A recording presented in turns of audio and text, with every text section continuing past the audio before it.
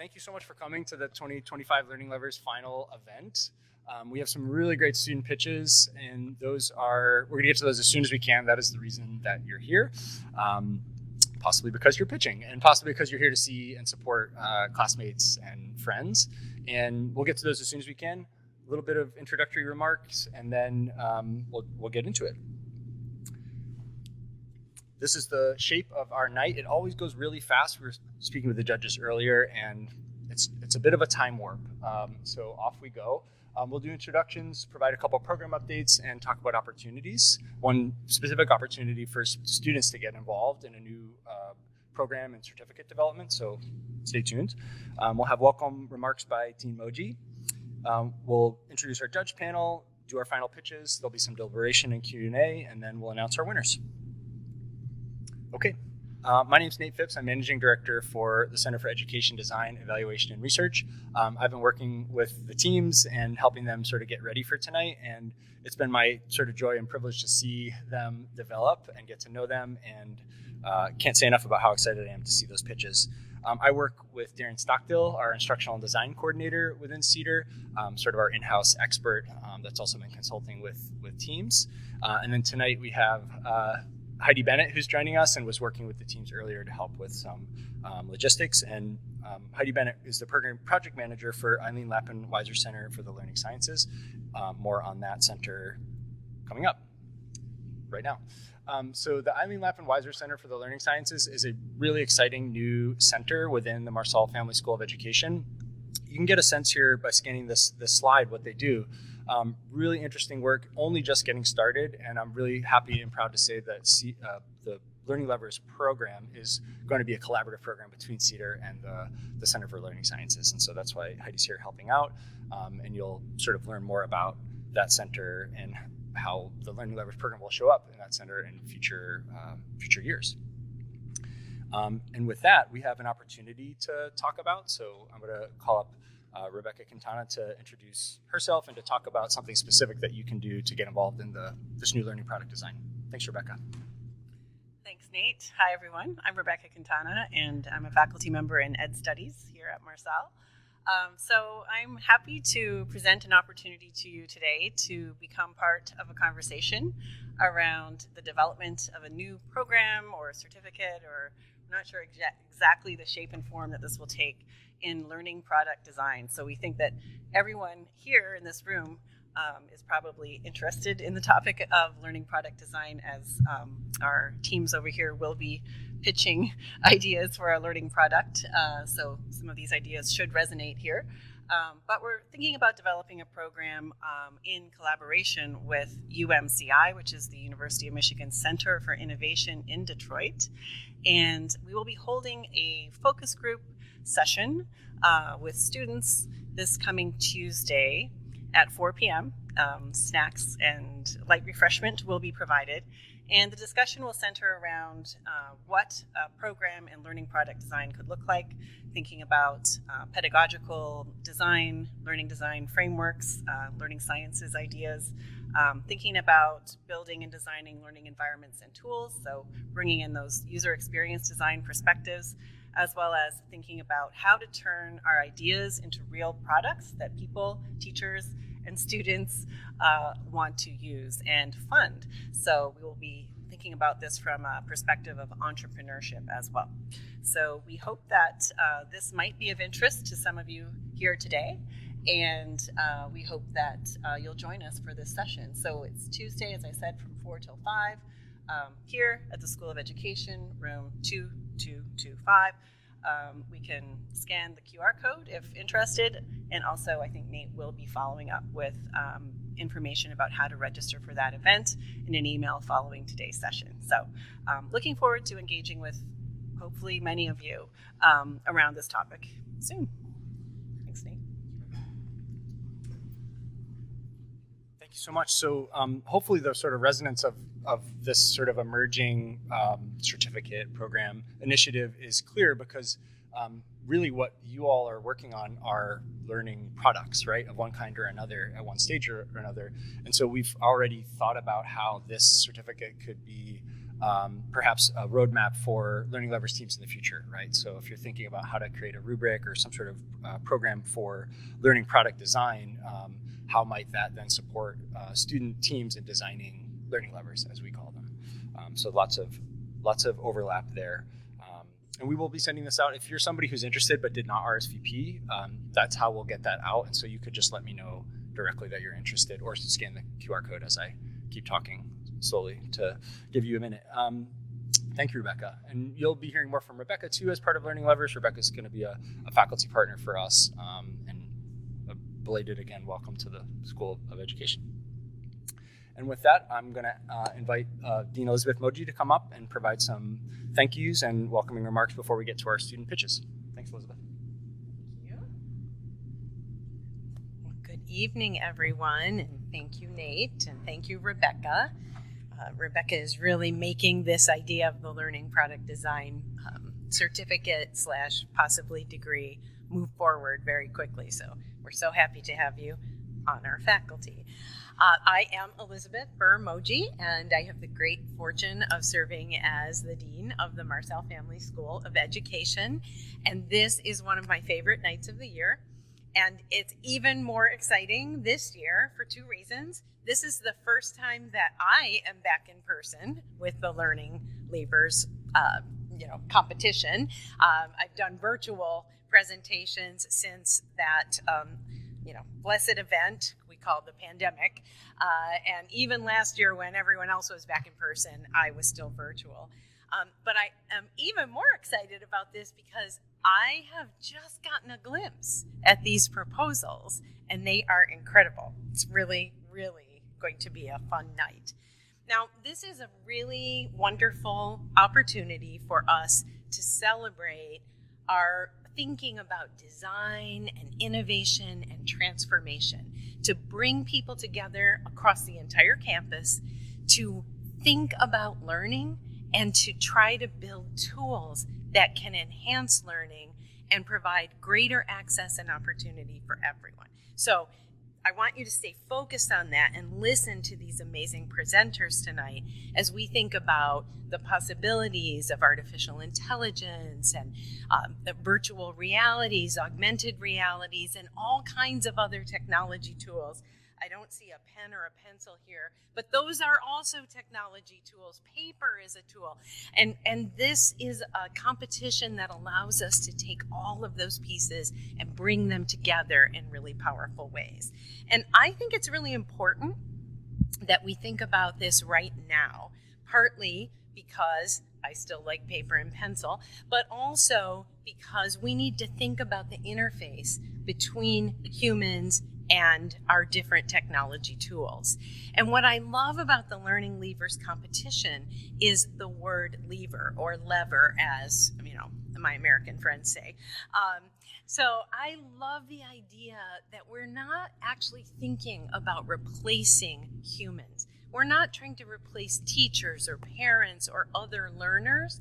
We're trying to provide leverage for learning, to amplify opportunity, to make sure that we're reaching everyone with their different learning needs, their different ways of knowing and being and doing. So that is what I think you're going to hear tonight, and you're going to be able to think with these presenters about what the possibilities are. And I really believe that every one of these tools, these ideas, has the potential to go beyond tonight. So great work, competitors. Now, before I turn to just giving quick introductions to those teams, I need to acknowledge several individuals and groups who helped to make this competition possible. So first of all, we already heard that there are two centers involved. One is the Center for Education Design, Evaluation, and Research, what we call CEDAR. And the second is the Eileen Lappin Weiser Learning Sciences Center, or Center for the Learning Sciences. And from those two centers, CEDAR, Nate Phipps and Darren Stockdale, and from the Learning Sciences Center, Heidi Bennett and Rebecca Quintana, and many other faculty members. I think, Natalie, you're part of the Learning Sciences Center. If I'm missing anybody who's not in my notes, my apologies. this is really exciting that we're bringing these two groups together in powerful ways, and that we're also thinking about this programmatically. That's super important, and I really want to start or to emphasize the key role that Nate Phipps has played in making this happen. You took this from a little kernel, a baby, and you've brought this to this point where we're thinking about two big centers working together and also making this something highly programmatic. So I really appreciate Nate, and of course Darren has been with it from the start as well, teaching people, in the competitive groups, working with our teams beyond his instructional obligations, and we're really thankful to both of you, and of course we're excited about our new partners as well. And then we also appreciate the partnership of the School of Information Engaged Learning Office. Is anyone? All right, very good. Thank you. And thank you for being here tonight as well. I'm very grateful to our judges. I'm assuming you're our judges. I haven't actually gotten to meet you, but you seem very official and you have charts. So we have David Corneal. Did I say it well? Good. Senior Product Designer at Ithaca. What does that? Most people might know me from JSTOR. So Okay. It's the parent company to JSTOR. So I work on JSTOR. Very good. Thank you for being here. We have Millie Chu, founder and CEO of Global Entrepreneurship Business Lab. Thank you for being here. And Vanessa Lane, co-founder and CEO of Better Place Studios. I can't think of three better organizations to bring together to evaluate our teams. Not evaluate, it's all loving, it's all supportive, but to help us think about this competition.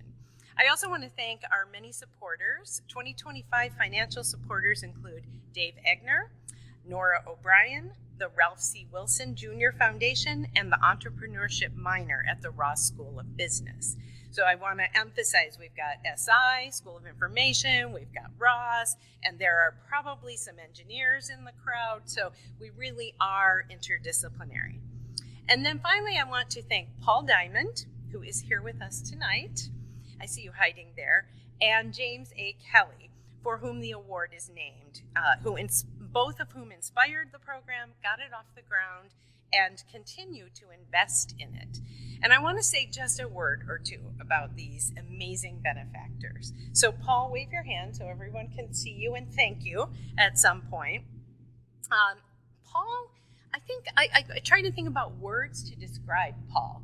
And the first one that came to mind was tenacious. Paul is tenacious. Dog with a bone could be another phrase that I might use for Paul, but we have that loving relationship.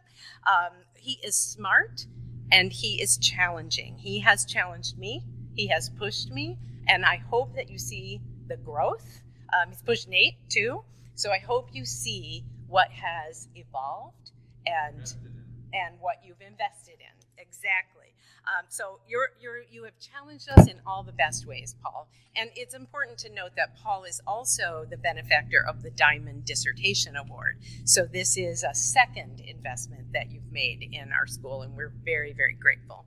And then James A. Kelly, who couldn't be with us tonight, is an incredible human being. He founded the National Board for Professional Teaching Standards. He's a supporter of numerous education innovations, even though he hates the word innovation. He is a friend, a colleague, and a mensch. And even though he's unable to attend tonight, he will be watching this video. So wherever the camera is that I'm supposed to be looking at, James A. Kelly, thank you. Thank you for inspiring us, and thank you for your spirit of change and transformation. Now, of course, the Learning Leavers Prize would not be possible without its participants, including the many who submitted proposals, as well as the finalists we will hear from tonight. These are truly exciting designs. I'm only going to say a word. I'm not stealing your thunder. The first is Language Labyrinth. This is a tool that offers an escape from the typical language learning experience. Wave if you're Language Labyrinth. Okay, very good. Then we have Orchestrate XR, which helps teachers conduct more accessible and effective immersive learning experiences. Orchestrate, all right, very good. Then we have Welo. I bet the Welo people are surprised that I knew how to pronounce that, but it's actually spelled out here for me. That supports children in developing healthy habits from an early age. Welo, very good, all right. And then Wordigo promotes literacy practice through the care of virtual pets. I'm very interested in learning more about this virtual pet and literacy. This will be new. I'm a literacy person, so I'm very excited. And then finally, Zine Cafe, which unites youth and educators from around the globe by providing resources and space for art and activism, and dare I say, literacy development. I read a longer description. So I'm really excited. I will remind you that there are two kinds of awards that our competitors are working toward. One is development awards for teams whose designs merit support for continued development. And the second is the Learning Levers Award for the team whose design is judged most likely to really take off with just a small investment of funds, again, with thanks to our generous benefactors. So regardless of you who takes home the biggest prize, you are all winners in my book. You are all great educators and innovators, and we thank you for being here with us tonight. I wish you all the best as you compete for the James A. Kelly Learning Levers Prize Competition 2025. And I'll turn it now back over to Nate. Thank you all. Thank you so much, Elizabeth. It's great to have you here this year in person. Always a bonus. Great. So we've met many people in the room, but we have not met our judges. So we're going to meet our judges here. You've heard them by name, but let's dive a little deeper. And I'm going to read off their bios just so I don't miss anything. Millie Chu is founder of Global Entrepreneurship Business Lab, has been committed to economic and community development, education, program design, building infrastructures to strengthen communities around the world for nearly 2 decades. In 2019, Millie was featured in Forbes as an immigrant leader who helps and inspires other immigrants to become entrepreneurs. In addition, she has been in the U.S. News World Report along with dozens of media publications on economic and social justice and business and entrepreneurship. Thank you, Millie, for joining us. And because we're giving away awards tonight, I started this last year. We're giving away awards to our judges as well. So, Millie, you win the Throwback Judge Award because you were a judge in 2018 as a sort of in a prior iteration of this program, and we're so glad to have you back. Thank you. Thank you. Yeah. Vanessa Lane. Vanessa Lane is co-founder and CEO of Better Play Studios, an Ann Arbor-based startup working with leading psychologists to create video games that are good for your mental health without sacrificing any of the fun. She began her career as a middle school English language arts teacher and will always consider herself a teacher first and foremost. Outside of work, Vanessa is active in her local community as a Girl Scout leader and at her children's school, Angel Elementary. For fun, you can find her watching an NBA game with her husband and reading with her kids. Thanks, Vanessa, for being here. Anxiously awaiting your award. You're the Boomerang Judge Award this year because you were a judge last year and have come back. So thank you. Yeah. David Corneal is a senior product designer at Ithaca, or JSTOR, as some of you know, where he works on a cross-functional team building intuitive experiences for JSTOR's global audience of researchers and students. With a BFA in graphic design from the College of Creative Studies in Detroit, his work focuses on solving complex problems using human-centered design and theory. He's an active member of the American Institute of Graphic Arts and has previously held adjunct teaching positions at both CCS and at UM. Outside of work, he enjoys a laid-back Midwestern lifestyle with his wife and 2 daughters who love travel, family, friends, and music. Thanks, David, for being here. And you get the new Judge Award, because this is David's first time, although likely not his last time. As you can tell, we like to invite folks back. Okay, thank you so much for being here. These folks arrived as early as 3, and we'll be here till past 6, and it's quite a time investment, so we appreciate it. Our finalists. So Elizabeth Dean Moji did sort of preview some of these, so I won't spend a lot of time on this. You can see sort of some team descriptions and the full names of folks that work on these teams. So some of the teams will show you the folks that are behind there. Their pitches, although they're not all here tonight. So this gives you a sense of the size. So we have Orchestrate XR, and this is the pitch order, by the way. So we randomize the pitch order to make it fair, and this is the order that you'll see teams in tonight. Orchestrate XR, Wordigo, Language Labyrinth, Welo, and Zine Cafe. Could not be more excited to show you what's to come. Very briefly, Elizabeth also mentioned this, but we have 2 categories of prizes tonight. We have the Learning Lovers Prize, which is between $5,000 and $10,000, and we have Development Awards, which there's one sort of top team that wins the Learning Lovers Prize, and then all of the other teams are eligible for what we call Development Awards. Pitches will be 7 minutes for folks in the audience. The teams know this because they've practiced many times.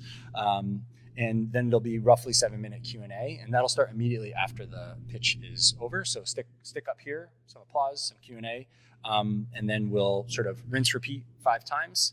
It'll go fast, and it'll be great. Let's get on to the pitches. I'm going to be doing some slide magic between each team to let them get their slides up. Orchestrate XR, can I invite you up while I get your pitch coming up? Come on up, guys. Yeah, thank you. Excellent. So, okay, cool, good to go. All right, thanks, guys.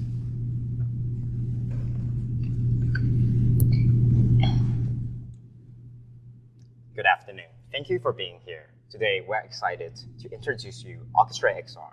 It's a platform designed to empower educators to design and manage immersive learning experiences with ease.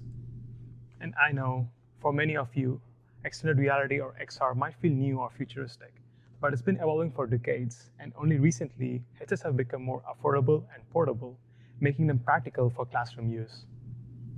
And the interest is massive. 97% of students are excited to learn with XR.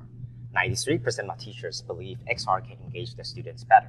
And what's more, learners with learning experience with XR learns up to 2.3 times better than traditional method. And XR is also a form of technology-enabled active learning. It boosts students' understanding, participation, collaboration, and helps with retention as well. But despite this high interest and proven effectiveness, XR is still underused in school. But why? Hi, my name is Chao. And I'm Vivek. We're both students from University of Michigan School of Information.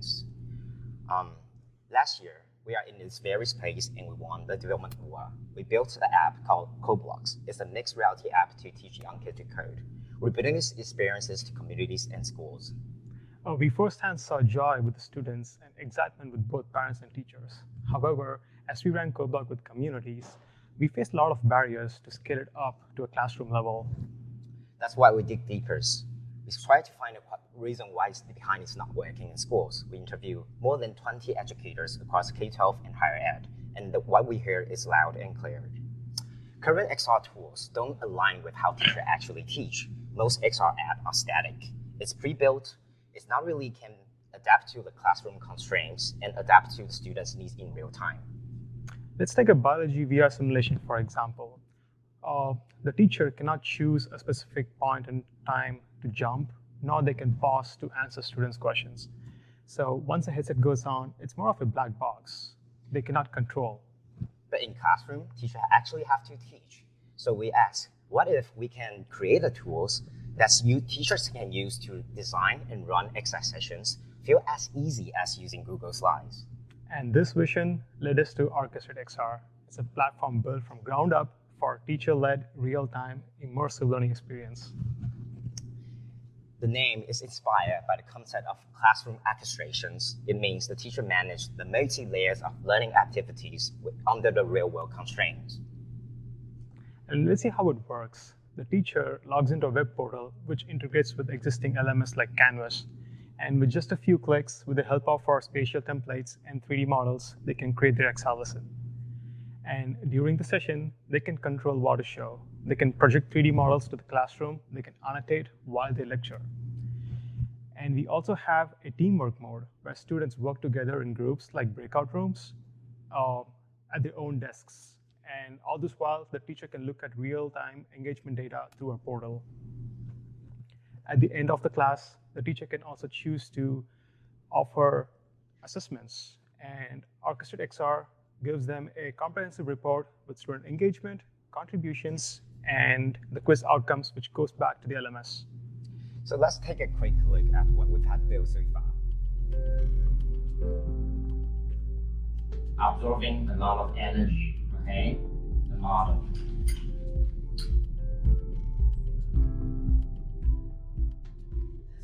Where it's being processed, okay? Now, it's going to need to be processed in the longest big time, whatever that is. So, this is also the model element. Whoa. Quickly read. And you also can see here the teacher can control the content just with the web portal. We have to acknowledge that not every subject is suitable to use XR, but many are. We have 3 strong use cases in STEM, life science, even social studies. With Orchestrate XR, teacher can easily build lessons aligned with pre-existing standards, such as the next generation science standards and Common Core.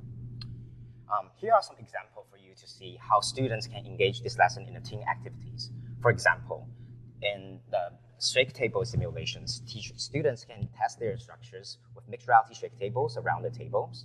And in a flipped classroom use case, students can build their own representations, bring in 3D props, and do it in a spatial storytelling way. Orchestrate XR is designed to be flexible. It can fit into the classroom constraints, whether it's a 10 minutes demos or it's a 20 minutes teamwork activities. Teachers can design it in a way to fit into the teaching goals. What's more, it's not a tool just for the educators. It's really designed to enhance the entire learning experiences, to help the students learn and engage the ways that meaningful and make sense to them. We know XR haven't reached every school yet. That's why when we design Orchestrate XR, we have the accessibilities and equities in mind. With Orchestrate XRs, teachers can lead these XR experiences with projections in existing projectors, and students can engage or join the sessions using different devices, such as laptops and tablets. In the area that have low internet network, we can use load routers to make sure these sessions run smoothly. And now let's look at the market. The XR education space is growing, but most of them focus solely on pre-made content, which offers little to no flexibility for a real classroom dynamic. And that's where we stand apart. We created Orchestrate XR to empower teachers with the tools to author their own content so that can be personalized and they have complete control over what's being shown. We designed our business model with 3 pricing tiers. That's really positions to meet the class or schools where their XR learning experience have so far. From starter kits to full-on class integrations, we meet schools where they are on their XR journey. Orchestrate XR is well positioned to both higher ed and K-12 education markets, and both have a large potentials in the next 3 to 5 years. And we have been working on the software development for a few months now, and we are on track to launch Orchestrate XR by this fall for pilot and outreach. Any funding from Learning Leaders will support directly into our development, really help us to build attainable prototypes this summer. And we've already secured pilot partnerships with the Detroit Country Day School, the UM School of Education, and also we're in talks with School of Nursing. And we know there's a lot of excitement around AI with agents and LLMs, but what makes a classroom experience truly powerful is not the lesson, it's everything else that happens around it. We are not here to replace educators with algorithm. We are not here to put students behind headsets and stay static. We really want to create and empower teachers. We really want to give teachers and students these tools to create meaningful hands-on experience together. Thank you. Thank you.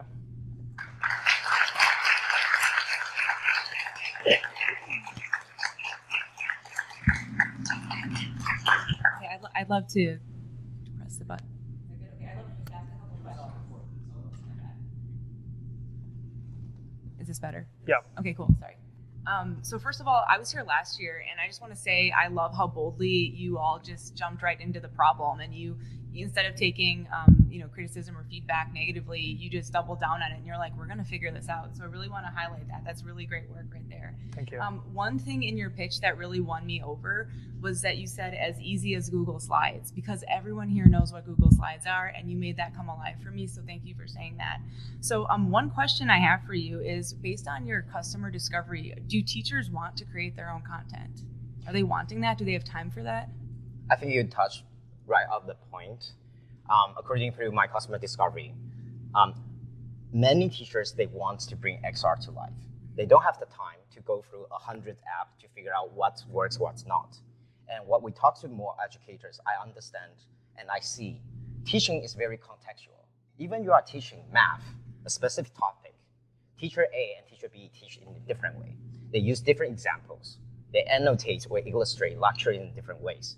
So if we can actually build a tools as easy as Google Slide, then the problem will be if I need to hire development teams, they build this subject for me 6 to 12 months.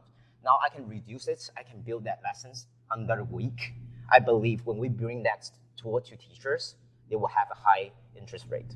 Okay, yeah, thank you for answering that. And then just one quick follow-up question. So I was a teacher, middle school teacher, back in the day when iPads were coming into classrooms. I'm old now. And how do you, after a while, the novelty wore off. Like, how do you intend to keep the attention of students, especially young people with new technologies? Like, what's your plan for that, just out of curiosity?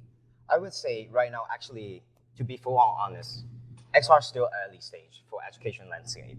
There are some schools already try to have like 3 or 5 headsets at their schools. But the problem is how to scale it up, make it more accessible, is to increase the use rate. Now, how to increase the use rate is to enable teachers become the content creators, to use that in large scales. So Orchestra XR is more building toward futures. I can foresee headsets from this bulky form will somehow become the lightweight smart glasses that's more accessible. Everyone can wear it in the future. Thank you. Thank you. Great presentation to both of you. Some comments and also a question as well. I love the visuals that you showed in your slides because it gave me a real picture of how it works in the classroom. So well done there. And also the research that you put behind it, doing the 20 interviews, I think you said, or 20 from 20 educators. So that was just spot on and great. And how you nail down those competitors as well. So usually market research and finance are the toughest parts to do, so well done. My question for you is that given the cost and accessibility challenges of XR technology in the K-12 schools, how do you plan to address the digital divide in those under-resourced schools and under-resourced communities? Okay, so let me change back to these business models. So there are 3 pricing tiers. The Pro plan essentially is 1 admins. The offerings is only $1,200. We did this with a good market surveys. We understand even K-12, they were able to do $1,000 and $100 per year. And as we mentioned on the slide, accessibilities. We understand for the K-12 school especially, it's hard for them to purchase 20 headsets at the same time. So that's why my go-to-market strategy is, instead of asking 20 students to put on the headsets, we have the projection mode. I have a virtual camera. So even the whole class will only have a teacher put on the headset. The teachers can annotate the 3D objects, and the student can see it from the projectors. Once the student think, wow, this is actually engaged students in a way, they would like to scale it up. For K-12 schools, they can apply funding through Title I. Actually support underfunded school to purchase technology to support learning. Great, thank you so much. Thank you. Yeah, really clean presentation overall, just the design, the storytelling, so really appreciate that. Thank you. I had a question just in terms of like, who do you see your entry-level customer being? Like, I saw some younger kids, I saw some older kids, so I'm just thinking, like, is there an entry point? Do you see an entry point into a classroom, in particular classroom or subject? Mm-hmm. I know you were using sort of like the human body and anatomy as an example. It seems great on like small scale classrooms, but what about the larger? And then how how do they fund that? So really the question is, like, who do you see being that first adopter to like drive adoption across the school, like the rest of the school? Yes, thank you. So to answer that question, there are two parts of the market segment. For K-12, we're actually looking at charter schools and independent schools that actually have their own decision-making about what the technology they can adopt. So for example, the Detroit Country Day schools, we actually already talked to them. Their technology departments, directors highly love the product ideas. We already talked about how we can pilot it out next fall. In terms of like how we expand with the market. So when I calculate this in 10 cents on, we only look at this point, yes, we only look at the school have the fund. But for higher ed, we see the departments like dentistry, medicines, nursing, engineering, even architectures. They have several use cases to support that. And the fact that it's so accessible, as easy as using a Google slide, we do think that with more, after we enter the market, we have run some pilots, we can design more spatial template cater to different subjects needed and to really support that different use case. Just for example, if you are using Canvas, right, like the one I'm using to create this fantastic visual, even you are not a very good graphic designer, but with Canvas, they give you a lot of templates, right? You just replace contents. The same ideas go with Orchestra XR. We will give you spatial templates, demonstration mode, teamwork mode, events. I create dynamic clickable interaction. When I click on the heart, it jumps to another heart with the sections. When I click it, it plays the audios and another animation for you to enhance learning. So I feel like the more we talk to the customers and the more teachers we work with to develop all these templates, it will help us to get to the market and get the product right. Thank you. Does that answer your question? Yeah, thank you. Yep, thanks. Awesome. Thank you, guys. Thank you. Awesome job. I told you it would go fast. Never enough time. I'm going to queue up the next presentation for Team Where2Go. Hello everyone, my name is Qiyue Ding and I go by Lillian. Today I'm very excited to introduce my project Where2Go, which is a language learning app designed to build early English skills by learning words. Before we dive in, I would like to introduce a little bit about myself. I'm a master's student from the School of Information and I specialize in UX research and design. But other than that, I've also worked as a language tutor for over 5 years. And last year, I had a student who was an 8-year-old native English speaker, and he was struggling with spelling at that time. So what we did a lot was doing dictations during our sessions, just like what he did in school. However, it turned out he hated those activities, and the result didn't go too well too. So I was wondering, is this the only case, or does this happen to other people too? To find the answer, I started to conduct some user interviews with students, parents, and teachers about their vocabulary learning experience and teaching experience. And the students are telling me, it's too hard, I'm bored, and I don't remember anything they taught me. And the parents are saying, I wanted to help at home, but I don't know how. And the teachers are saying they don't do enough practice after school. So it is saying that there are lack of the engagement and there's no retention. In fact, 35 to 40% of the children are falling short in vocabulary development. And after my research, I found these difficulties can include some people know how to sound, but they can't spell. Some people can read, but they write wrong. And some students knows a word, but they cannot use it in real-world context. So how do we fill the gaps? And I define our 3 challenges. In terms of teaching, we are lacking the integration. And in terms of the learning result, the students are lacking of the retention and the engagement. And here comes to Where2Go. So we address the first issue by developing an integrated learning journey. It is based on a theory called orthographic mapping.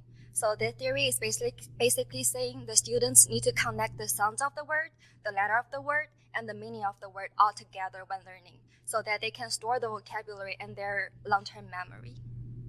So let's look at our learning journey. We break that into 4 steps. First of all, we will introduce the word along with a visual. And then we will ask a student to decode the word by sounding it out. And then they need to encode the word by spelling it, the vocabulary. And finally, they will need to use that in a real-world context. We also include a minigame feature, and this is for building the retention by doing endless practice, but in a fun way. And how do we boost engagement? We incorporate a virtual pet system, and every student can pick a pet at the very beginning, and then they can stay motivated by unlocked interactions with the pets in this field. And to get a full image, I would like to walk you through a video demo. Hello, I'm going to walk through the prototype of Vertigo. This is our main learning hub, and the student can choose different levels. In each level, we are teaching different decoding skills or strategies. In level 1, we are starting from the basic, which is CVC words. And today, I'm going to take level 1 as an example to show the whole learning experience. Once the student click level 1, they will see a CVC word along with an image and a short description. They will go to their first challenge, which is to decode the word. They will need to listen to each sound first, and then blend the word. Once they're done, they will need to sound each letter out. And if they make a mistake, they will need to try again until they get it right. And they need to blend the words again. The next step is to spell the words.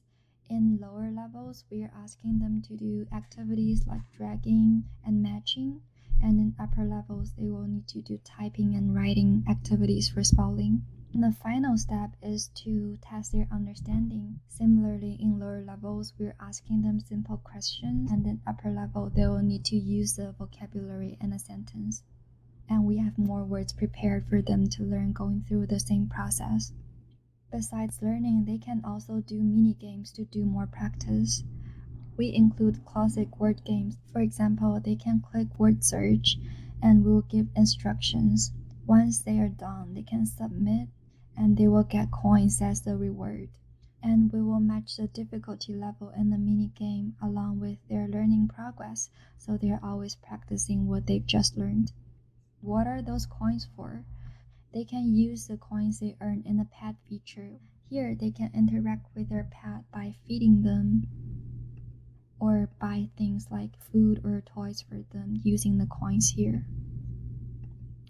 And the last feature is settings. This is mainly for parents or teachers, and this is a space for them to manage kids' learning progress. And to make Vertigo happen, we are requesting 10,000 of funding in total, and we'll spread the funding into more user research, a refined curriculum design, a UX game design, and app development, and ideally we'll launch our first MVP in 6 months. So what makes Vertigo special? It has a science-backed design. We're based on neuroscience research, and we developed a very unique learning journey. So it is not only focusing one aspect of vocabulary building, but it's aiming for full literacy. And we're building a system that hopefully kids will actually love learning instead of memorizing the words again and again. And finally, as English is a global language, kids all over the world has the needs to learn English. And we hope Vertigo would be their first step and make them truly fall in love to learn English. And that is all. Thank you. And I'm open to any question now.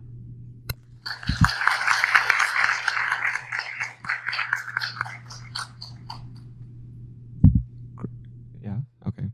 Lillian, great job. That was really clear, and I really appreciate the walkthrough of the demo. I think it would have been really difficult to sort of understand how much time and just the sort of user journey. One question I have is, did you end up getting that prototype in front of some kids at all or students? I haven't done the usability testing, but I hope that's going to be the next step. Okay. One thought is just I have an 8-year-old at home and I'm building products I've been observing, and there's quite a few out there that are similar, and so I would just really lean into like your market fit, like how you would want to differentiate and how the kids uncover that. Right now, my kids find things through like advertisements of other games they're playing, right? And this felt like it was going maybe through the educator, and so just thinking about that. And so my question was that, but then my comment was just you might want to, if you get this, explore that sort of space a bit more. Yeah, thank you. So Yeah. we're thinking about like doing marketing, like ads, but we're also thinking about partnering with schools because our settings, we are allowing the teachers to manage different kids' learning. So if we are able to partner with schools, so the whole classroom can learn from the same progress. Great, thank you. Kind of as a follow-up to that question, and you probably know this, but competition is not necessarily a bad thing. It shows validation of your idea. So similar to that, who would you say are your main competitors? Our target users are kids from 5 to 10 at this time, but this is actually going to work for kids who want to start learning English because in different countries they start at different age. So I think from 5 to 10 is a good starting point for our target users.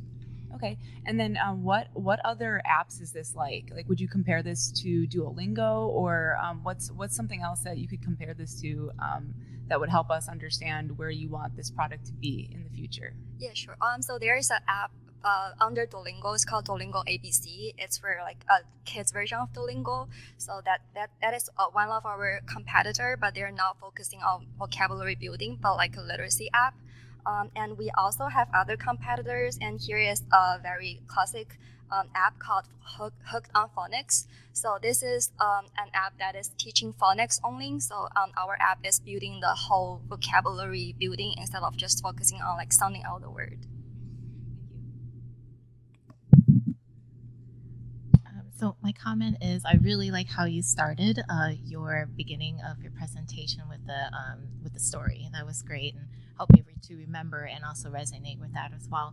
And also your prototype walkthrough, I did all that. That was a really good visual as well.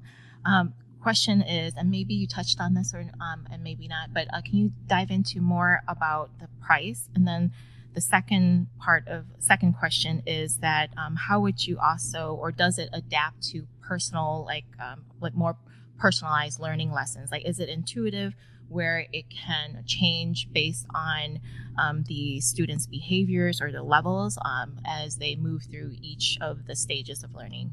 Yeah, so I am requesting fundings for curriculum design because the current version is a lot of based on my own teaching experience, and I know that's not enough. So we want experts to help with the curriculum design as well. So for our curriculum, I think that for the curriculum, it's fixed. So we're teaching a decoding skill for a different level, and it's going to be harder and harder from level 1 to level 10.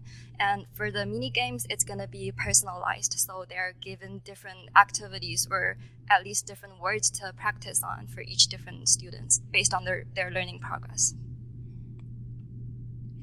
Thank you. I like the idea of the pet, right? Like, to create that emotional connection. There's a product called Prodigy that is similar. My daughter likes. It's like a character that they're building up, and so I was curious, but I was curious, like, if this is your pet in second grade, do you get another pet in third grade, or have you thought about that? Because I think that's where my daughter would be thinking too, and just how does this app, how are you imagining this to grow? I mean, similar to what y'all are saying, like how would that grow with the student? So I would like this app to be more gamified as possible. So as they grow up, the pets can grow up too, and then they can get the second one as they learn more.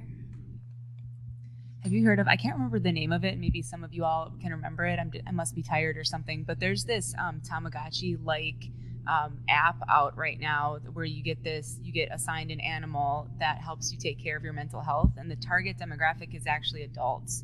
But what's interesting, if you get out of bed, you get some points. If you take a shower, you get some points. It's to help adults with their mental health challenges. And so the better you take care of yourself, the more you take care of your pet. And so I'm wondering if you could gamify it by inviting more user feedback. Have you thought about anything like that? I haven't, but I think that's a really good suggestion that we can take on for next steps. Yeah, definitely. Thank you.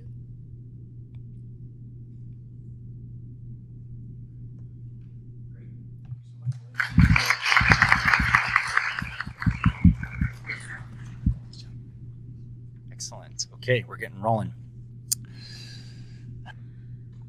Hi everyone, I am very excited to be here today to tell you about Language Labyrinth, which is a fun online game that uses educational escape rooms and game-based learning to give underrepresented language learners the practice environment that they need. First, let me introduce myself. I am the designer and developer of Language Labyrinth. My name is Molly, and I am a master's student at the School of Information, specializing in user experience. I also have a bachelor's in cognitive science, minoring in linguistics. And I have always been really taken to studying foreign languages. Here is a quote that summarizes my beliefs for language learning. Learning another language is not only learning different words for the same things, but learning another way to think about things. That is a really romantic way to think about it, but there are also practical benefits. For example, children who learn more languages are shown to have better problem-solving skills, more cultural awareness, cognitive flexibility, and more career opportunities in their future. In fact, 9 out of 10 employers say that they rely on employees with multiple language skills, and 56% of them say that they expect an increase in foreign language demand. That said, there are over 7,000 different languages in the world, and just as many ways for us to expand our thinking, or in practical terms, just as many opportunities for these learners. And yet, in the United States, more than 90% of K-12 learners will choose to learn either Spanish, French, or German. These are known as the Big Three, and the remaining languages are called less commonly taught languages, also called less commonly funded languages, because resources always cater to the Big Three.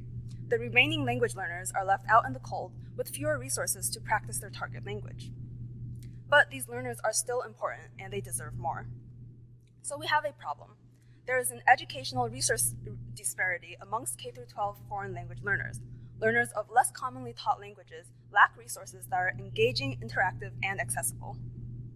So this is where Language Labyrinth will come into play. It's fun, immersive, and interactive. It guides learning through gameplay, and it makes players use language to solve problems. It does this using 2 well-researched methods: educational escape rooms and game-based learning. First off, what are escape rooms? Basically, you are locked in a room and you have to solve a series of puzzles within the time limit to escape. So what are educational escape rooms?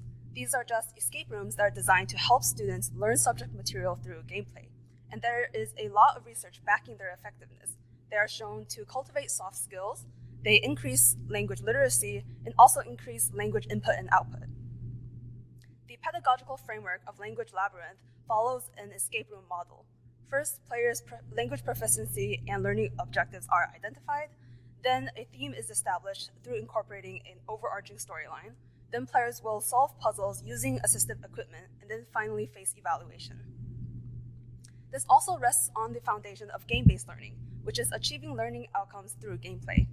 Players will have to respond to challenges using the knowledge that they know, receive feedback, and then repeat the cycle while having fun.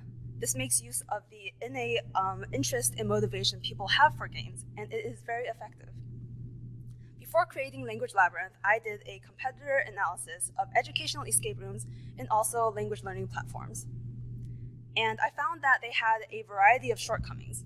For example, the escape rooms were all not for less commonly taught languages. They were designed for teachers rather than students. They were single-use only or just not accessible to everyone. Meanwhile, the language learning platforms were very, very repetitive and not actually fun, and also not at all immersive. I also did an interview with an educational technology expert who also teaches a less commonly taught language. And I learned that the key factor to creating a successful escape room game for foreign language learners was making use of their potential to bundle multiple language tasks through context, comprehension assessment, and exposure to authentic language use. I also did usability testing and surveys for my initial prototype, and the feedback was overwhelmingly positive. The students were more motivated to learn. They said that it was very challenging, but also very fun, and it also improved their overall understanding. However, there are some shortcomings as well. For example, the design was quite messy, there was only one room, so practice was limited, and there was no assistance given when they had difficulties. So I incorporated that feedback into my current design to enhance the learning experience. And the design looks like this. The game world of Language Labyrinth is very immersive. Players will be able to pan around, click on clues, and solve puzzles all within a semi-realistic game world. Referring to the framework introduced earlier, a more immersive game design is going to better incorporate and align with the overarching theme and storyline. The game also has levels rather than only one room, so the player will be able to choose a building such as this haunted house, and they will progress downwards through each room before escaping the building entirely. And as they become closer and closer to the main exit, the difficulty level will also increase. Referring to the framework again, the advancing learning objectives are shown in the increasing difficulty of the puzzles, and conquering each level successfully is an indication of passing evaluation. The players will also be given a toolkit, and this is assistive equipment that will help them solve puzzles along the way so that they don't feel hopeless or lost. So in summary, how does Language Labyrinth support less commonly taught language learning? It does this using two well-researched methods, educational escape rooms and game-based learning. Basically, it is a series of language puzzles wrapped in an overarching storyline, and the game is guided through levels and rewards. You learn best when you have fun doing it. And Language Labyrinth is a great example of this. It addresses the lack of less commonly taught language learning resources and provides a fun environment for people to practice. So what's next? This is the current project roadmap I have. I plan on wrapping up the final design after usability testing, and then moving on to development after I hire people to code and develop the game. And next we'll be launching the game and incorporating final feedback. I am seeking 10 grand in total to bring my design to life. Aside from research incentives, the majority is going to go to labor fees. I need people to code and develop the game, and also proofreaders for the puzzles and storylines. Please join me in making less commonly taught language learning fun through escape rooms. Thank you very much. I am open to questions now.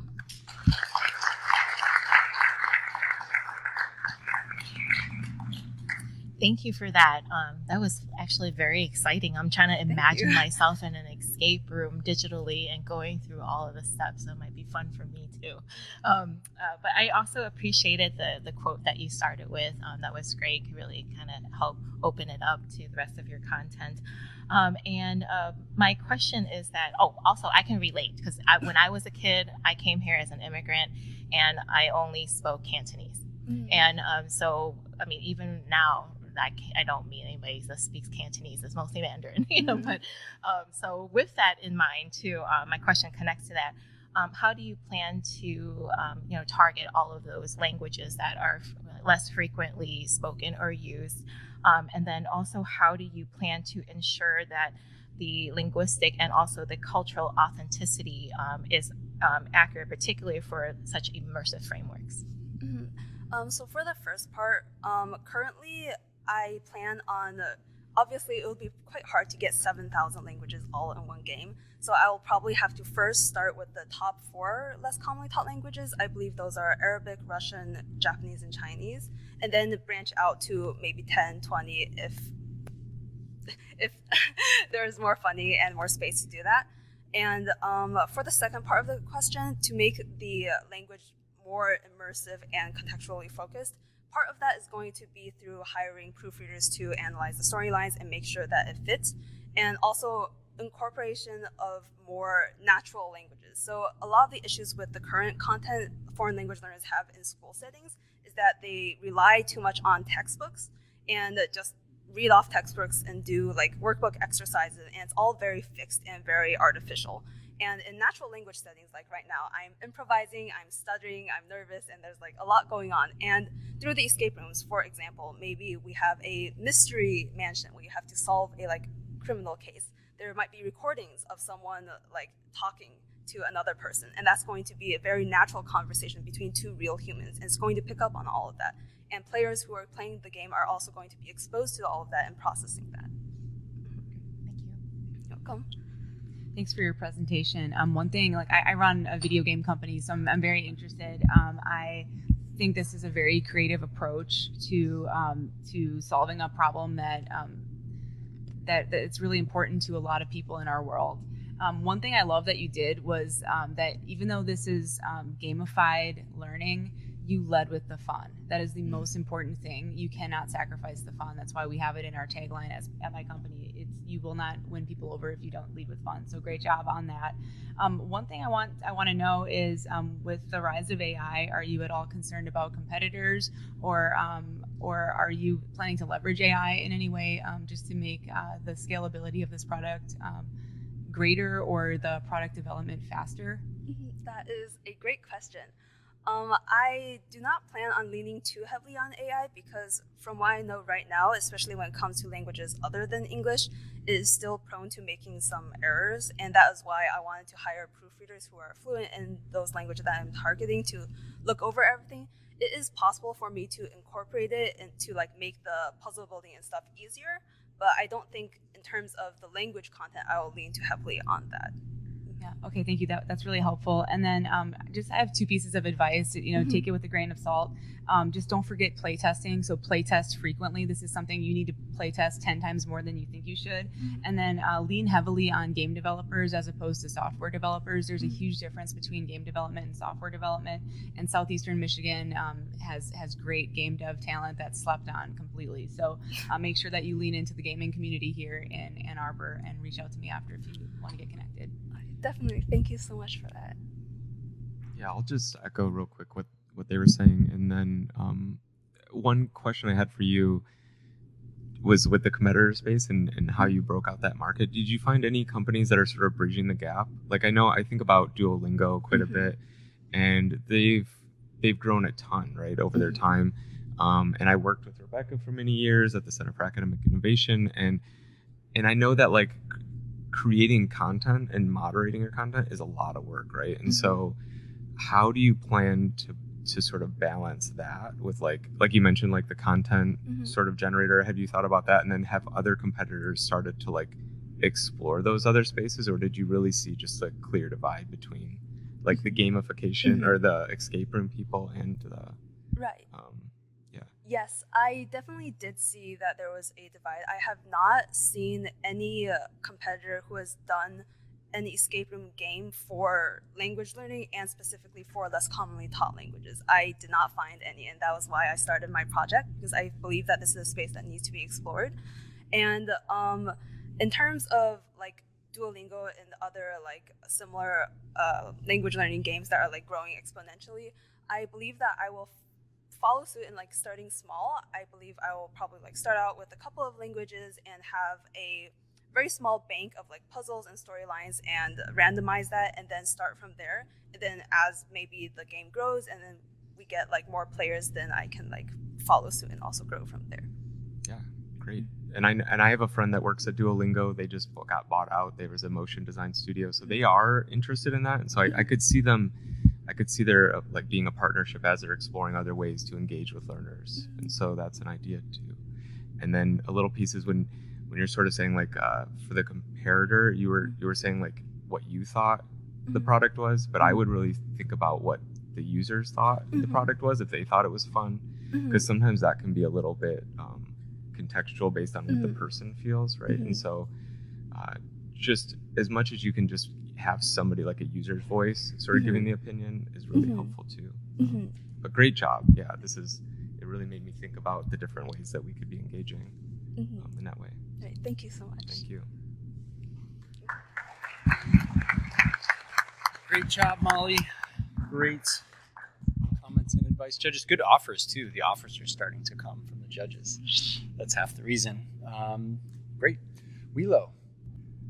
Hello, we are Wilo, B2B conversational AI, bridging preschools, parents, and kids. This is our team. I'm Rio, MBA student, founder of Wilo, Master of Education in Boston, and background is entrepreneur. I built 3 education companies before, Singapore and Japan, and I built 1 elementary school in Cambodia and 2 preschool and after school in Japan. And Dr. Yayoi she is a professor in Japan, and she's helping us as a child development psychologist. And James Amaria is helping us on the business side and the design side. And he's Jude. Hello, I'm Jude. I am a sophomore studying computer engineering, and I'm the lead developer. I am working with 2 additional developers, Brian and Sean. Okay. The resource gap in early childhood is 80% kids with mental health issues, and 17% kids have speech delays. And teachers spend hours weekly on manual reports, and passive screen time limits kids' social and emotional growth. So based on the more than 50 plus the parents interview, parents said screen help for quick fix, but worry about unregulated content and lost social skills. I forgot to mention I also have one daughter, 2-year-old. She's always watching the YouTube Kids, something like a SpongeBob. It's hard to pacify her in restaurant or train somewhere. And from teachers, tracking social emotional growth is time consuming. We need better tools. And from the expert, the delays in early support lead to the bigger, longer term gaps.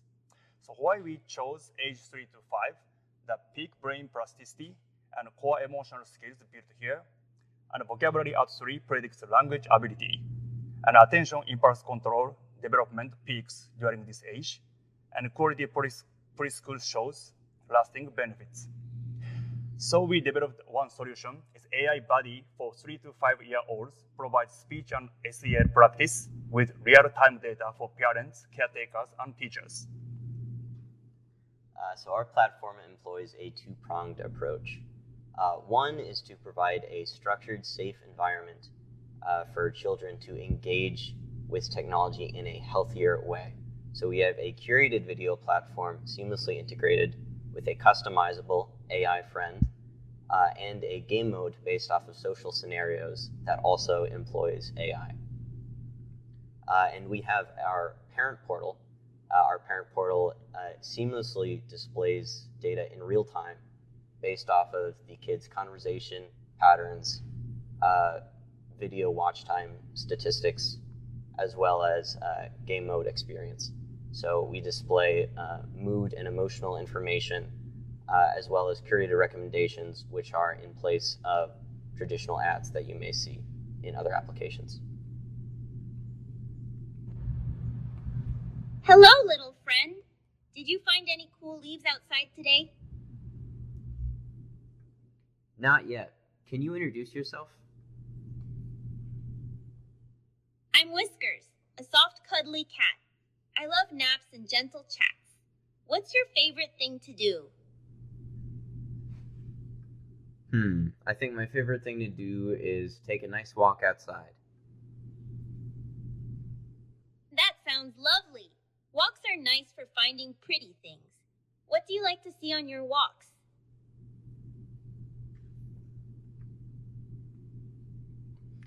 And we would like to take a second to acknowledge the risks associated with this app. This is children interacting with AI, so clearly there are many risks associated with it. In terms of data security, we commit to using small open source language models that we can host on our own servers. This means that none of our data is going to be sent to the big AI companies like ChatGPT. All of our data is stored in-house. In terms of privacy and compliance, no voice data is stored.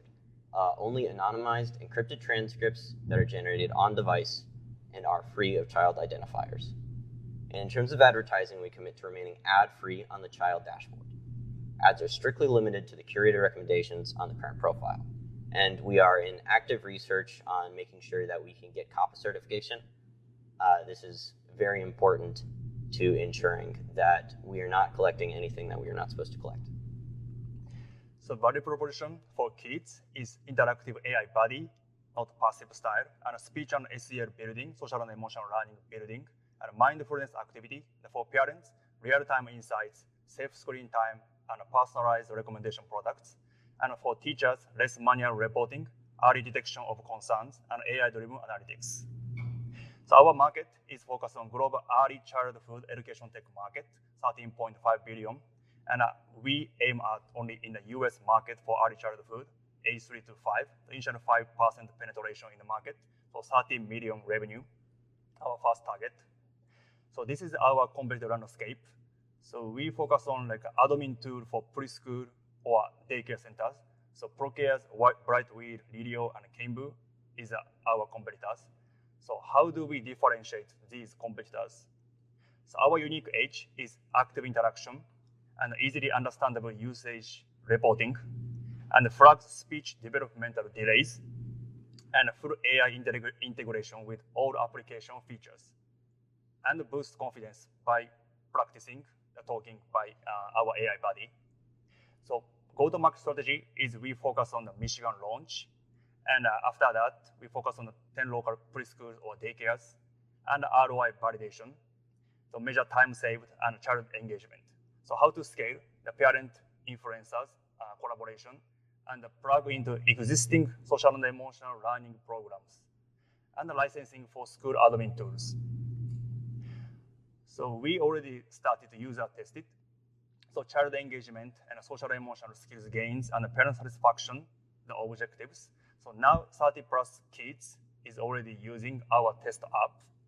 And the project metrics is 70% daily usage and plus 20% communication frequency and 8 out of 10 parent satisfaction. So our goals of this user test is validate child engagement and social and emotional skill improvement.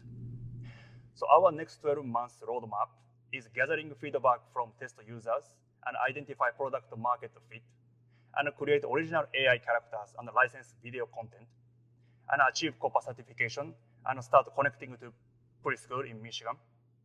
So we plan to join ISPA, this is in Portugal, Social and Emotional Learning International Conference in July, and launch our app is end of this year. So lastly, its mission is build healthy daily habits. We plan to transform the screen zombies, teachers burnout, missed speech, emotional signs into structured mindful engagement, AI-assisted insights, and early detection of challenges. Thank you.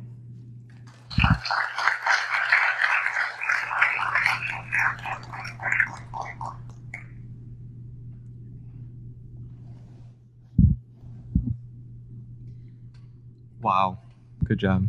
You want to go? No, go ahead. One thing I just wanted some clarity on that I wasn't super clear is with the satisfaction scores. That was a prototype that they were messing around with, or were they actually? What were they using? Oh, this satisfaction score is this is like our goal. We just it's your projection. I got you. Okay. Yes. Okay. Yes, but we are currently running with sort of the minimum viable product. So this is the real functional app in the hands of kids. Okay. All right. My question is, like, how did you come to some of these numbers as, like, you know, a baseline of where you want it to be, like 8 to 10 parent satisfaction? Like, how do you plan to get to that? Is what I'm. This is from our development psychologist. She says, like, for the MVP, at least 8 out of 10 is like a minimum score to start. Okay, and you see that through that first phase of, like, the research testing? Is Yes, when you want to feel the market fit? Okay. Okay, thank you. I just have a question, and it comes mainly from ignorance. When you mentioned that you're using open source large language models, I don't have a lot of subject matter expertise in that area, and I'm just wondering if using open source language models is in conflict with, like, scaling a large business. So I know that in software development, often you want to avoid open source, code bases because you can't really use that to make a profit. Have you looked into the actual logistics of the business model? Yes. So as opposed to something like ChatGPT, which is closed source hosted on their servers, an open source model, an example might be the Llama series of models, which is published by Meta.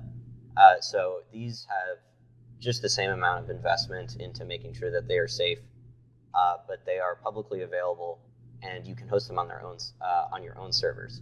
So in many ways, it can actually be seen as more scalable, because rather than relying on the infrastructure of an external company, such as OpenAI, we are using this model that we can put on our own servers, monitor, and all of the data is kept in-house. Thanks so much. That was a really clear answer. Thank you for your great presentation.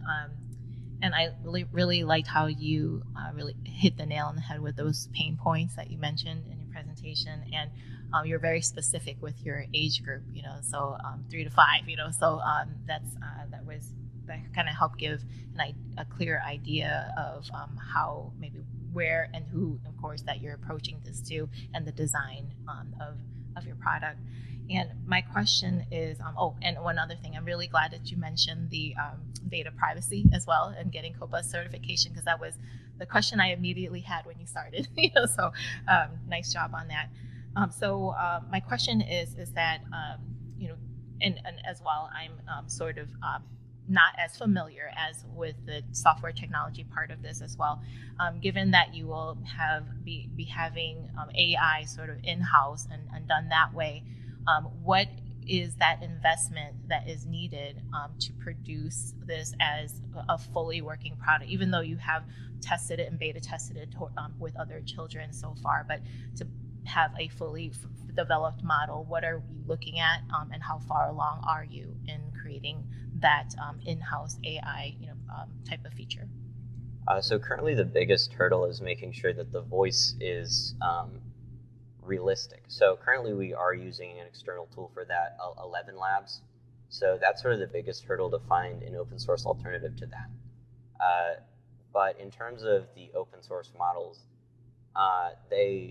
you can download them for free and run them on your personal computer. So they're actually quite affordable, and the entry-level cost is quite low. So the costs from that really come from running the server, and we are already managing those costs. So.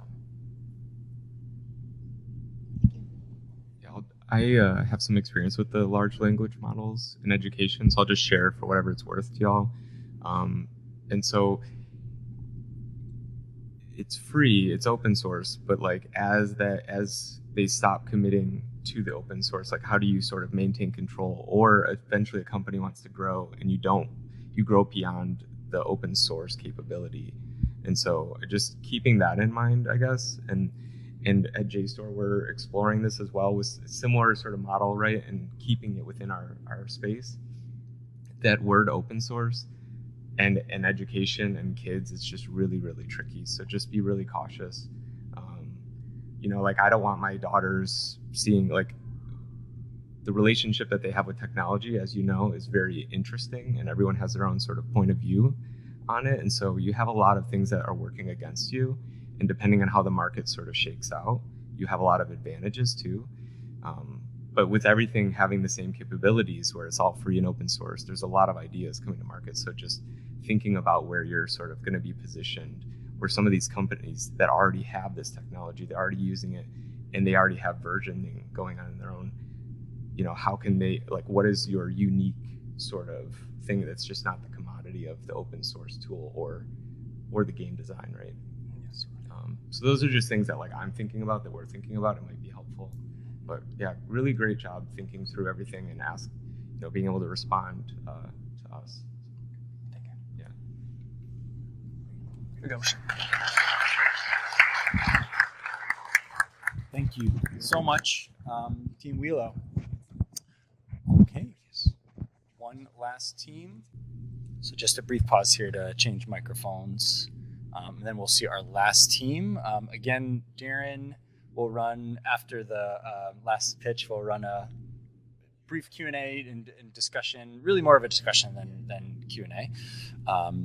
So everybody get your questions ready for the team. So any team that you've seen, teams, questions for one another. There's interesting overlaps in topic areas. So yeah, get some questions ready or comments. Great. Good to go? Okay. All right. I'll turn it over to Team Zine Cafe. Thank you. Thank you. Sorry, before we start, I just do want to acknowledge other teams. Since we are the last team, I really, really learned a lot and feeling so inspired by other members. They are focused on language, barriers, social justice, mental health issues. So I do acknowledge, we do want to appreciate our appreciation for all the teams. So yeah, okay, so here we go. Hi everyone, this is our pleasure to introduce Zine Cafe project today. And to start, I'd like to share a quote from one of our interviewees, who is a K-12 educator and a youth organizer. Said, I teach my students that zines can be used to spread ideas, whatever they want. Before we get into it, I would like to introduce ourselves. My partner, Dave Parker, is a PhD student who does studies education, and me, a social work master student who serve as a community scholars in the School of Social Work. We are community organizers, educators, and artists. Well, we would like to begin by sharing how the idea of Zine Cafe came to life. On the right is the data that from the Pew Research Center about how often U.S. public K-12 teachers discuss topics like racism, gender identity in their classroom. We can see that only 21% of the teachers often talk about racism, and just 8 of them mention about gender identity. This really highlights a larger problem. Traditional schools often fail to provide social justice education. And with the recent policy, further silencing marginalized students, the gap is only growing. As a result, many young people are not only losing access to resources, but also to a safe, supportive community, while mental health issues continue to rise. On top of that, through our research, studies, and everyday experiences, we notice there's a critical gap. While art education has been proven to support youth development, both mentally and physically, access to high-quality art education remains limited, especially for students from marginalized backgrounds. Financial barriers and systematic inequalities continue to shut many young people out. Okay, so based on what we have defined, our solution to the problem is to creating a platform to empowering young people in need with accessible art-making tools related to social justice education, which is Zine Cafe, a digital platform at the intersection of social justice, education, and art, empowering educators and young creators through accessible zine-making tools, educational resources, and community support. But why do we choose zines as a format of education? What is zines? So they will hand out some mini zines of our Zine Cafe. I'm sorry, we only have 4 copies. It's basically a self-published little book. It's full of information and our little tiny ideas. Zines has a really long history of knowledge sharing and collective actions. In our perspectives, zines are vehicles of storytelling, holding personal stories, reflection, and voices often left out of dominant narratives. They are a way of making knowledge from lived experiences, rooted in DIY culture and anti-authoritative spirits. Through zine making, people connected, reflect, and develop critical consciousness, and reclaim their place in the world, turning private sources into collective power. This makes zines a powerful learning lever for critical literacy. They are tools for multimodal learning, identity development, and also flips traditional schooling, making students the experts of their knowledge. They are used in multidisciplinary teaching, research, and community organizing with low thresholds and costs. They also foster radical imagination, joy, youth authorship, and civic action. But currently, there's no centralized, youth-driven digital home exist. So we're going to build it. We envision Zine Cafe as a ready-to-go platform for educators to bring zines into their classrooms and communities. We imagine this through ready lesson plans tailored for different ages and subjects. We also envision a digital zine creator so young people can create and share their learning in a new way. We also want to be youth-driven, and so as we grow and scale, we're really going to center youth input along the way. And finally, pedagogically, we are trauma-informed and healing-centered, and we imagine education as a tool for social transformation. For community discovery, we engaged nearly 30 stakeholders from all sorts of different backgrounds to get some feedback on our prototype, as well as get some insight on the direction that we're heading. Our first discovery was a very strong demand to bring zines into classrooms, particularly for K through 8. This demand also underscored a barrier that currently there are not any age-appropriate resources to bring zines into these specific contexts. Our second finding is that there is a huge eagerness to bring zines into classrooms in different community spaces, but practitioners lack the handy tools to really make it happen. Young people aren't able to browse zines organically.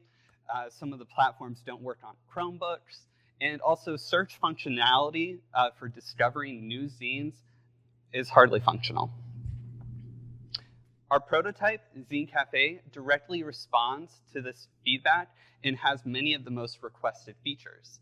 During the question and answer period, we'd be happy to poke around in it, but here I'll bring your attention to our resource library. It's a metadata-rich library of over 100 resources tagged with a respect to intersectionality as well, so educators and youth organizers can identify the appropriate resources and put them to use. We imagine Zine Cafe having 4 phases. First, a base platform with free resources like those lesson plans and guides. The second phase is community engagement, where we're aiming for this summer to directly engage communities of practice who already use zines to learn more and uplift their voices. The third phase is bringing an accessible digital zine tool so young people have new ways to share their learning. And finally, in our final phase, we imagine Zine Cafe as a youth-driven digital community that really centers their voice in authentic expression. We are seeking $10,000 to formally launch our prototype and scale. These funds will go towards hosting our platform, translating lessons, the community building zine events, establishing the youth advisory program, and even begin developing our digital zine tool. Currently, we already have some early support from the Optimize Social Innovation Challenge. And also, over the summer, we're partnering with the Anti-Racist Digital Research Institute to engage communities in Southeastern Michigan. In closing, we'll end with this. Zines offer something rare in traditional education. They celebrate student subjectivity and lived experience. Zine Cafe is more than a platform. It's an action towards more just, joyful, and liberatory learning. Thanks.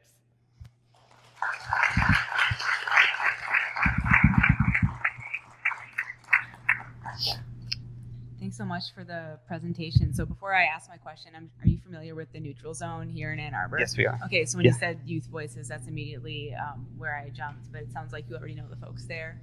So. Yeah. We connected during customer discovery. That's great. Love to hear that. Yes. That's exactly where you should be connecting.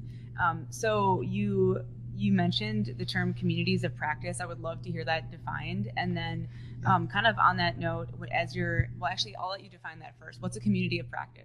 Yeah, so young people in particular, they're already making zines. People, some artists that we speak to, they say, I've been making zines since I was 12. And there is already like communities and cultures that already know this pedagogical potential of zines. And so we're not trying to extract that in any way. We're trying to honor it and uplift the practices that already exist. Awesome, thank you. And then kind of as a follow-up, right as I was writing down this question, you talked about the Anti-Racist Digital Research Institute, so I was really happy to see that.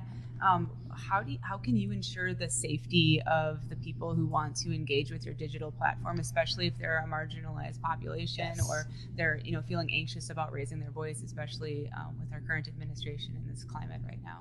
Absolutely, and I'm really glad that you raised that point. There's a large ethical discussion right now when it comes to archiving zines. Zines are meant to be these ephemeral, documents that exist only temporarily in these hard copies that are distributed often in person. And so that's something that we really want to bring to the attention of the communities that we engage with to ensure that they understand those risks.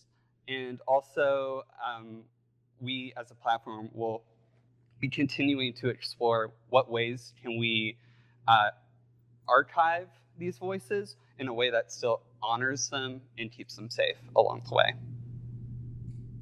So it's like more like a museum almost of sorts, like where you can say like this is something that's been said and you can kind of protect it. Is there any way for people to give feedback or commentary, or do you kind of not allow that just to prevent like that toxicity? Do you know what I mean? Like it's like adding a comment, or like I think about a Discord, channel or something like that.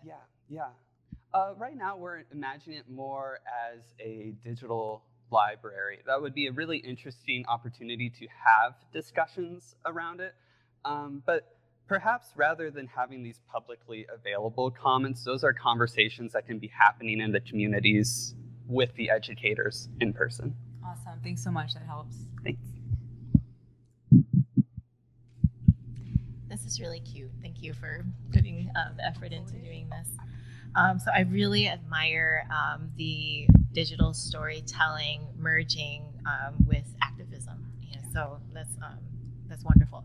So my question is, could you speak more to the metrics of impact? Like, how are you evaluating, or will you be evaluating social justice learning?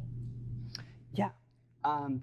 This project actually comes out of a previous project of mine called the Transformative Arts Curriculum that was built on social emotional learning, Michigan arts, and social justice standards for teaching for justice.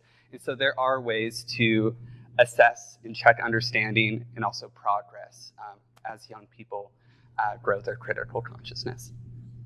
Great. And can you talk to more about the methods of that? Like, how do you collect that data? Those would be through the either assessments provided by the educators, but also through the creative expressions as well, like what types of reflections are being made, and are they moving towards reflection to social action as well. Excellent. Thank you. Yeah. Yeah, really just really thoughtful presentation overall. And one question that I have is are you imagining folks being able to upload like handmade zines or something? Like, we're thinking about younger kids in this digital world, like the font that they can choose from, the 8 fonts, might not represent them, right? So like, how do you sort of break that barrier and allow them to sort of express themselves like a zine? I'm thinking like, yeah. So. Yeah, there's the long history of zines is really rooted in analog print culture. And that's something that we also want to honor moving forward. And so, yes, definitely, even though we're going to have these digital tools to create zines, I really like the idea of, kids cutting up magazines, making collages, and we'll have the lessons, guides, and resources for that to happen, and then also a way for them to share their work with other youth. Okay. Thanks. And my follow-up question was, do you see, and maybe I missed it, but do you see the zines being shared amongst other communities, right? Like, I think the story you told was like the classroom, and it might not all relate. And so like, how do you keep it local so that people feel like the people around them hear them, but also what is your idea for like, just how it reaches other people other than a community? Yeah. One of our top requested features was collaboration across classes, schools, and communities. And so it would be an amazing detail to have of sharing zines, whether that's digitally or even like a pen pal system of sending those hard copy zines to other folks who are putting these lessons into practice. That is in demand from the people we've spoken to. Sorry, just add on that. Apart from that, we are not only providing curriculum for students or folks who are designing things, we also provide curriculum for them to develop their own community-driven Zine Fast toolkits.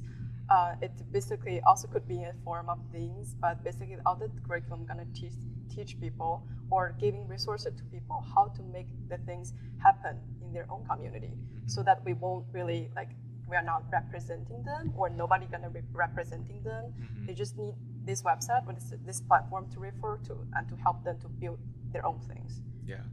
Thank you. I remember the .com. This reminds me of early .com, where you could go to a website and get all of that. So appreciate it. Thank you. Thank you.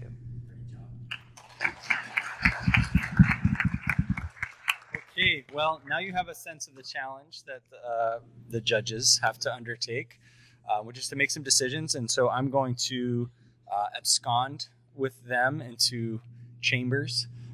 Darren, do you want to grab one of the lapel mics? And then you can, Heidi, perhaps you can help to pass the mics around for Q&A. Judges, gather your materials, gather your thoughts, and we will be back in something like 10 minutes.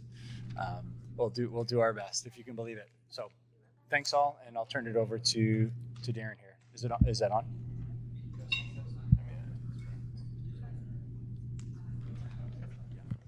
All right, so we won't waste any time. So we're just gonna, this is pretty informal.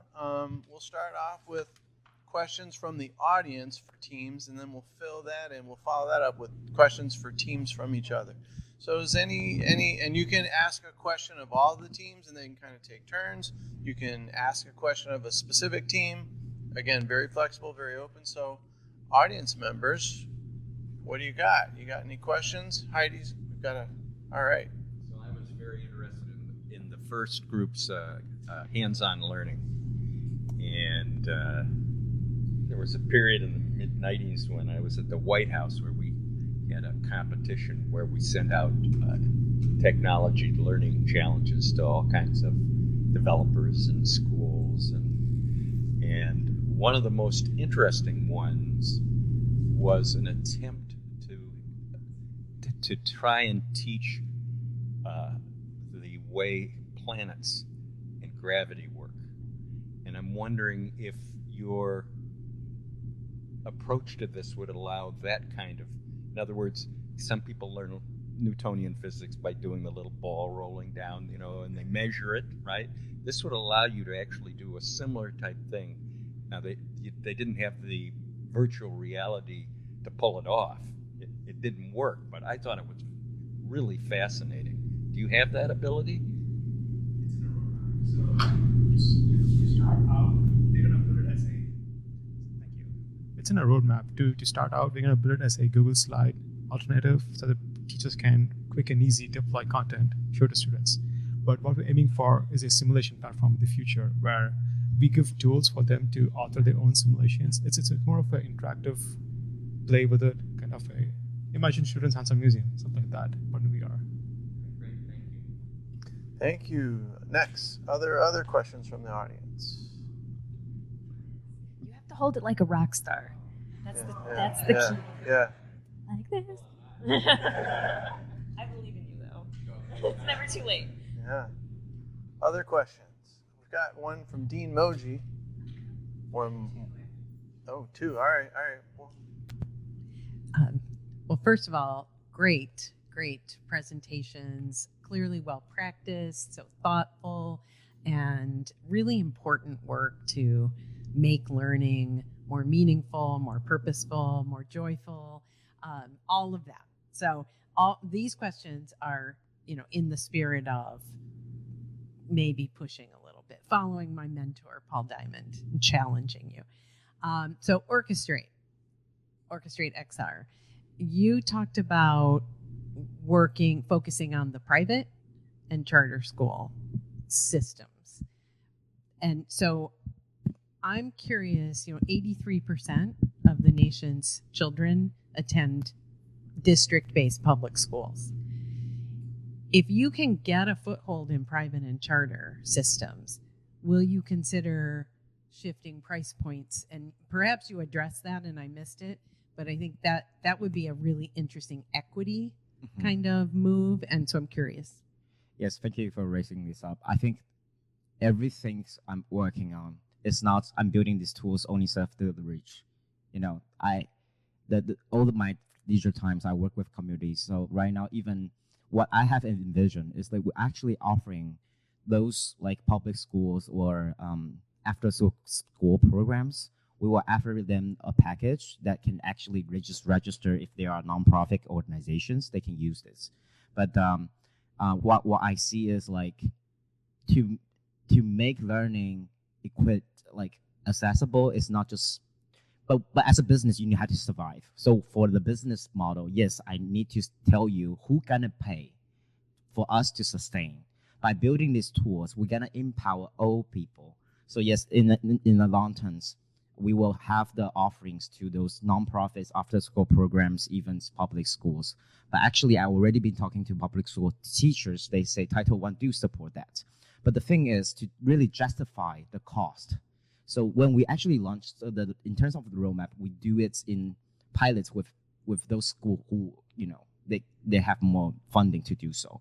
But long terms, yes, we will do that. Actually, we already established the partnerships with Community Action Network. This is after school fund communities that in Ann Arbor's. I have great connections with them. They also have great connections with Ann Arbor public high schools. So we are thinking about how we can do this, like work together, co-design in the way, like once we have prototype workings, we'll bring to the kids. Even, Community Action will be the first people to actually try our product, to be honest, than those charter schools. Yeah, and I'm glad you mentioned the title funds, because I was going to follow up and say public schools have a lot of money if the federal government gives them that money. So everybody, write your legislators and remind them how important those title funds are to ensure equity. So, I just and checked. to ensure your business. Yeah, I just checked. Trump does not revoke Title I, so we are good. Not yet. Yeah. Okay, so the second one is for Language Labyrinth. Where are you there? So this is going to sound, I don't know, this is going to be like mind-blowing to everyone in the room. But I would like to push on the premise that learning has to be fun. I'm very curious about what research, and actually I'm sitting here thinking like, I think I'm going to do a study on this, backs up the idea that learning has to be fun. And I think a lot about my music, right? And playing piano and how much I hate practicing, and that's why I'm bad. I have not learned, I haven't progressed in the way I should because I don't practice as much as I should. But I know that if I did practice and if I put myself through the pain, I would learn and then I would have fun.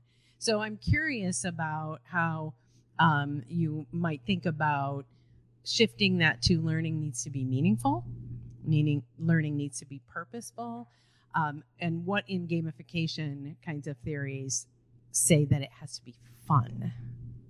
Right, that is a great question. I don't believe that I said that learning has to be fun. I do think learning becomes much easier when you actually have fun. And it is much more meaningful when you have fun while you learn. So in terms of game-based learning, having fun is really, really useful to helping build intrinsic motivation. And I think that motivation is really, really key to getting people to practice, to getting people to learn. Because like you mentioned with piano practice, it's quite boring and it's monotonous, so people don't have that drive to keep doing it, and then they don't build expertise. And the strong point of using games to facilitate learning is that people feel natural drive to improve and practice because they're like, oh, I'm in the case of Language Labyrinth, I need to get out of this room, I need to escape. And so you have that push to actually practice and learn and build expertise. So I think the fun component, maybe you don't need to have fun in order to learn things, but I think that it is really important to helping people learn better and making learning more meaningful. Yes. Great. All right, thank you. Additional questions from the audience? At this point, you guys can feel free to ask each other questions. If a team has a question for another, oh, we've got another. Kids. Let's see, you got a mic coming. Here, I'll hold this. Well, seeing as Dean Moji said that I was a little tougher on occasion, I'd like to think harder about this issue of cost. If you think in your mind's eye about what radios cost initially, and then they became ubiquitous, maybe took 10, 15, 20 years. Same thing with TVs. They are ubiquitous. I would bet that the penetration of digital devices is now ubiquitous. I don't know what it'll be with respect to your technology, but I will bet you that the price will come down and down and down, so it will become very affordable.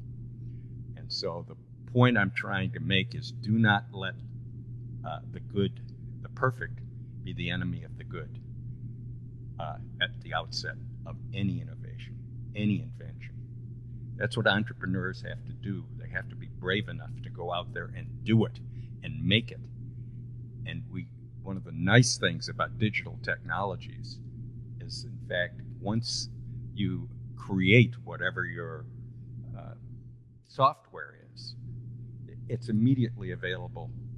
Basically, if you want to, each additional software package is virtually free. So it's even faster than the technologies related to things that used to be analog. So I think this is a tremendous opportunity and needs to be seized. Yeah, thank you for sharing that.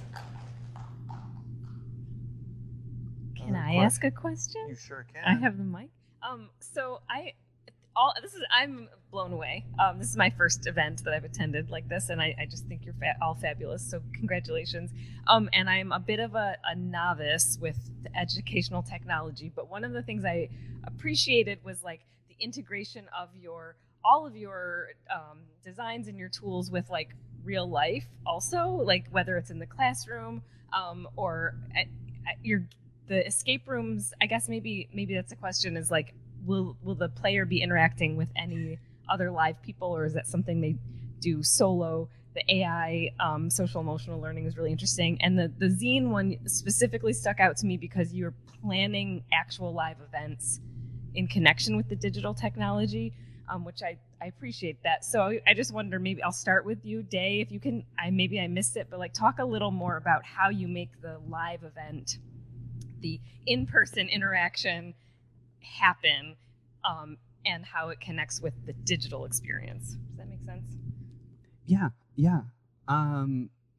We want to call these zine jams, where we get a group of people together to think about something that they really care about within their communities, something that they might want to change or reflect further on, and then through this structured activity in groups, really think through it and then start creating and raising their voice about it as well.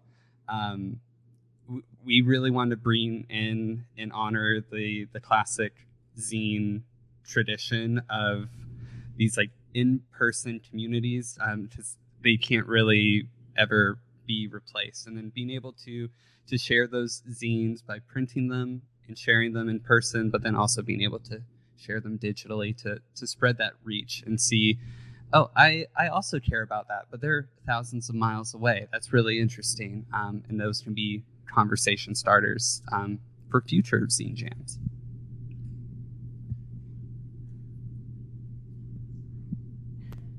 Right. I am also really interested in incorporating more like human interaction into my game, because language obviously is between human and humans. And currently it's designed for single player mode, but I think in the future what I want to do is to incorporate multiplayer mode, so like people can be online in the same room at the same time and they can talk to each other and have that collaborative aspect of helping each other escape the rooms together. And so it's like a team building type of thing. Yeah.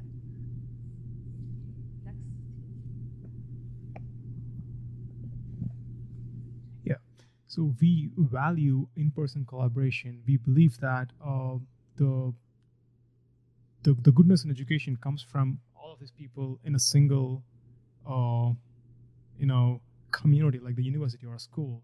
So I know with virtual reality, you can build a metaverse where people can log in from any place in the world, but that's not where we're going to go.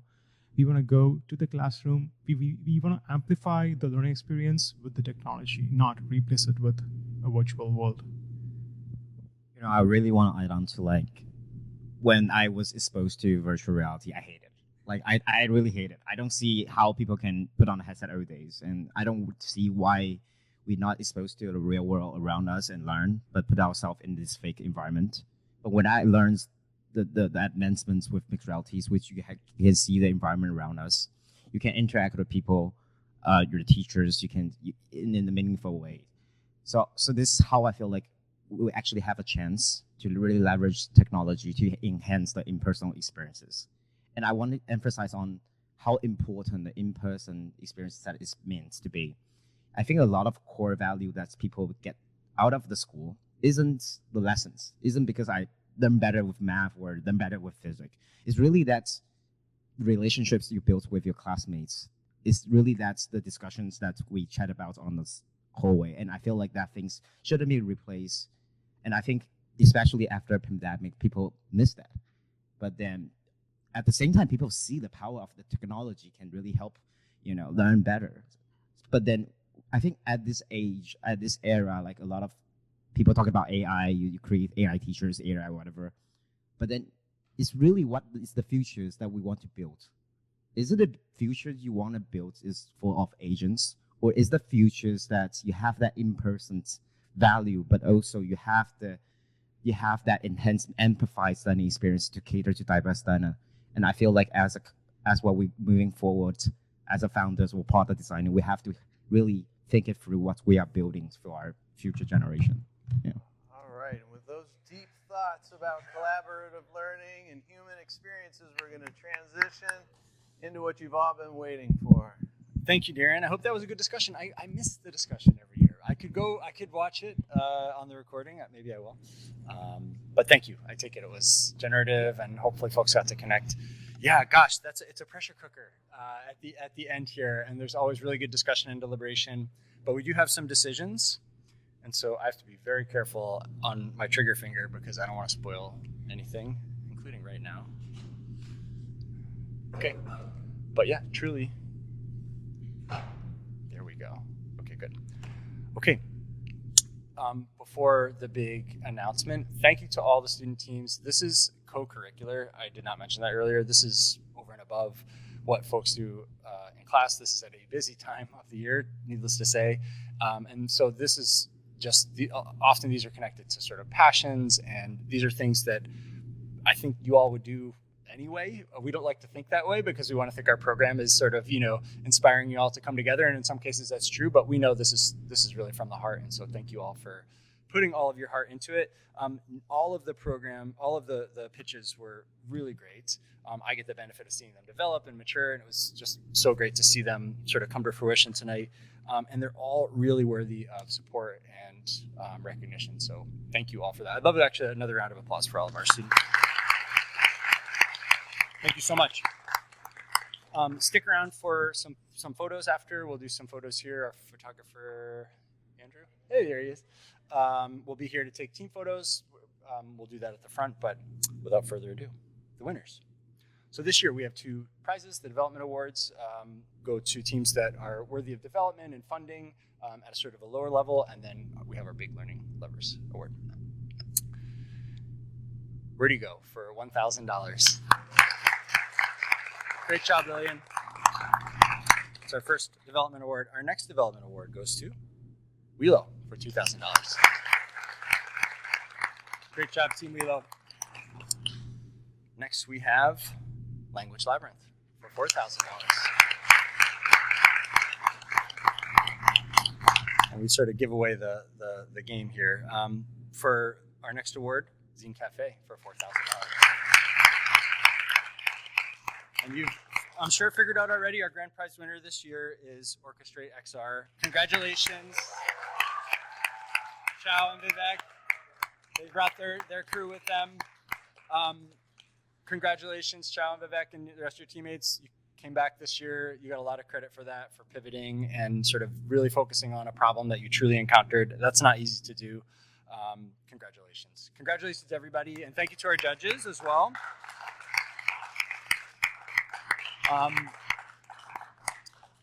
Please stick around, take a couple photos, and am I forgetting anything else? Thank you. Stay in touch, and we'll send the deck out, including the presentations. You'll each have your presentations recorded.